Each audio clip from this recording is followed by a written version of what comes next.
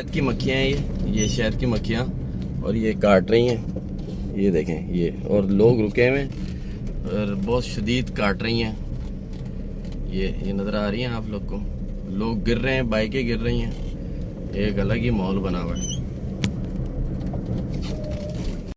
ये पंजाब में अक्सर ऐसा होता है कि जब कोई शहद की मक्खियों को छेड़ता है तो ये रोडों पे आ जाती हैं और इंसानी जानों का लिए नुकसान का बाइस बनती हैं। ये देखें जिस तरीके से लोग, ख़वातीन खड़ी हुई हैं और लोग भी खड़े हुए हैं।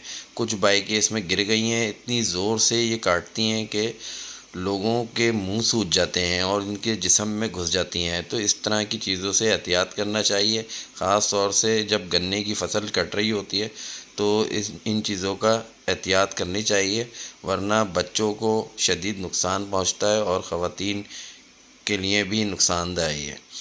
इस तरह की चीज़ों पे गवर्नमेंट को जो है वो इक़दामात उठाने चाहिए और रेस्क्यू टीम्स को इस तरह के इलाकों में रखना चाहिए इन सीज़न्स के अंदर। अस्सलाम वालेकुम। शहद की मक्खियाँ हैं ये शहद की मक्खियाँ, और ये काट रही हैं, ये देखें ये, और लोग रुके हुए हैं और बहुत शदीद काट रही हैं।